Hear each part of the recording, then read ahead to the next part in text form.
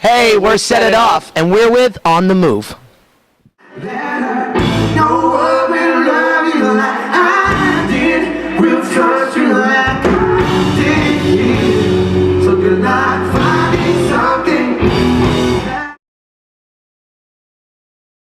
The name kind of came about naturally. Dan and I were working really hard on some demos and kind of took a step back and looked at who we are as people. And during the Cinematics era, which was our previous album, we were very much very different on stage than who we were off stage. And also, so basically, like on stage, we would lose our minds. I'd like hit myself in the face. I'd dress up in a full three-piece suit, and then off stage, I'd dress, like this, and I would be like a goofball. And so we were all like that. We had this ability to like have this completely goofy side and then this completely serious side. And we realized that there was this very firm line of duality between just who we are as people, but also about the fact that there are certain sides that we would want to talk about in songs that we would be afraid to, and it's this other side that we would hide, and I didn't like that. And so we wanted to just kind of come forward and just be honest and be who we truly are. Also musically, so we dress comfortably now. We play music that we would listen to, and it was a really fun process to kind of discover ourselves in the most true light that we could, and that's kind of where Duality came from. Yeah, I'd say the biggest difference is we're just writing. We're not trying to be anything. We're just us. Yeah. Well, I used to be the Joker, which was very much cinematics. I was kind of like maniacal, but now I don't know what I'd be. I feel like I'm very much jocks on stage. As weird as yeah. We play something 90s related for me. We play a lot of like we love American football, so we love Toss the Piss King, and we were talking about calling ourselves Laser and Turbo and Chet Challenger and stuff like that. Laser and Turbo. I like how the nicknames are like things you would press in an arcade game. Dodgeball, dude. I like Laser and Turbo. I'm trying to think what I would be. I'd be a sign, a symbol. You'd be a symbol. You would be a symbol. Dan would be like symbol form is. That would be great. The symbol formerly known as Dan. What would you think? Well, I don't know. I can't decipher my own self. I could, yeah. I would call you Wolverine. Really? Yeah, yeah. When you get on stage, you're just like an animal, and you're intense, and no one's in your way, and I love it. Yeah. Oh, absolutely, yeah. I also drool a lot on stage. Yeah. He actually does eat animals live on stage. Yeah, that does not happen. That does. Sorry, Peter. Yeah, that was a bad move. It is a joke. Hilarious. Oh God. So what do you think I would be?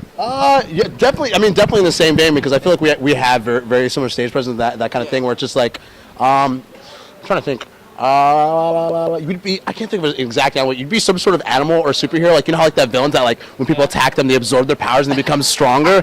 Because I can see that. Because he beats the shit out of himself on stage, and he just does more stuff. Like, let me jump off this giant thing. My knees hurt. I'm gonna jump higher. So it's like, my back is in a lot of pain, and I did that today. I wasn't thinking. I still feel good though. Maybe I'll take that. That's animalistic enough. I'll take that. You did say before this interview, I get angry sometimes. Yeah, I do. Oh. If only I turned like a weird color, like not green, like pink. Like a puce. Yeah, puce. That'd be ridiculous. People will be very concerned for my health. we ran with that question.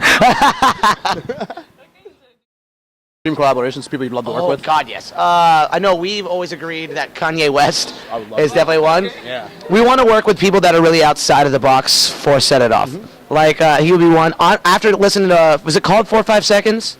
Oh, yeah. Paul McCartney's way up there now. Like, he wrote a pop hit, in today's world, and those melodies are so good. Mm-hmm. Also, oddly enough, involves Kanye West. How about you've been listening to some newer stuff? What are you thinking? I've been listening to a lot of Rickson, but I mean, obviously, I know he's a big fan of Max Martin. We'd love to collaborate with him. Yeah, Dr. Luke, all those guys they're doing what we want to do. Like, they're that next level, that top echelon, and I feel like if we were to be able to get in a room with those people, we'd be able to pick up a lot, not only as a band, but as songwriters, and grow from that. Yeah, I feel like one thing that Dan and I are very confident in is it's our ability to write songs. Like, it started as like a very stern learning process, and now it's just natural and fun. Like, he'll write a guitar line, and I'll put a melody over it, now vice versa. Like, now we're going to the point where, like, Dan, where he would mostly be a guitar, he's, like, writing melodies over stuff, too. It's like, so we're both helping each other out, and, like, we wrote a new song that we will be releasing shortly. We can't really say what about. Actually, we just announced recently that we are releasing an acoustic EP called Duality Stories Unplugged. There will be a new song on that EP, actually, so I can talk about that. But that song came together so fast. And a lot of producers in LA have said that that's our best song yet out of everything we've ever written. And we did that so quickly, so now it's just like a really quick process. But yeah, I'd say putting ourselves in a collaboration with like Max Martin or people that are really, really up there. They write with like Taylor Swift. I feel like we could hold our own. Yeah. Sad. Depressed. Easily. Sad with synonyms. We chose synonyms. I mean, because can you, like, there is movies out there that it's right for, but could you imagine watching a film where there's no music? You can't really, it helps you emote so much. It's an unspoken language. Again, it's a universal language. You know? It really is. When people sing, they don't have an accent. They don't from their native tongue. Like it's all sounds the same. So I think I'd be so lost at that. And another thing, like when we're writing songs as well, is talking about the whole mood thing and how it listen to movies without music. I like to, whenever like we start creating the instrumental track of something, I like to think of it and close my eyes of like a soundtrack to something and play a story in my head. Like music has that power to do that, to like create a visual thing for you, and we try to match the song topic and melodies and vibe to whatever it feels like it is. I've had really rough days where music has just picked me back up, and if I didn't have that, I don't know who I would turn to or what I would turn to. So it would be a sad world without music. Absolutely. It's basically our modern version of the yin yang, to kind of signify the whole separation of two sides, and kind of the symbol that everyone puts up is like this. It's a hand sign thing. of that, and I thought it was so cool to have a hand symbol of unity, and it really becomes that, like, people start doing it, and everyone knows what the symbol means to us, and it means the same to them, and it's just like that, waving that flag of I'm me and I'm imperfect and I'm fine with that. It's a really cool feeling. Amazing. Like, honestly, really, really good about it, considering we've only been here 3 times prior, and we're just building this fan base on our own, and we're being here and seeing the fans that all know our songs. It's kind of it's a nerve-wracking experience when you do your first headliner, when you do any headliner, really, because you have to see, it's a big test. It's like, how are we doing? Here we go. It really shows your worth, but I feel like once you get about a week into a headliner, because we just did one in the States, it kind of turns into a celebration for you and your fan base, because like the people that are coming to your shows are already fans of your band, and they already love your music, and they're just excited to sing songs with you and just enjoy what Set It Off is. So I think that's the best part about headlining. It's like releasing an album. You start off stressed out, and then once it's actually out there, it's like it's a ride from there on out. Yeah. Ooh. Theatrical. I'm going to say a really weird word. Normal. Yeah. Like we're regular people. Yeah. Very much like we're human beings. Yeah. And energetic. Yes. Yeah, that energy matters a lot to us. If we ever start becoming too indie, like, slap us in the face, because I don't think that's ever going to be us. We'll fall asleep on stage. Yeah, we will. We need that.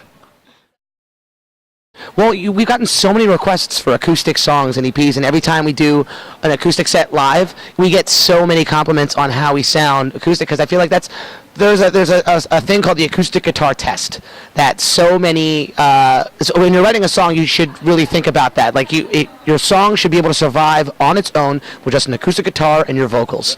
And I feel like we keep that in mind heavily. Bleak December we wrote without even an acoustic guitar. It was just our voices.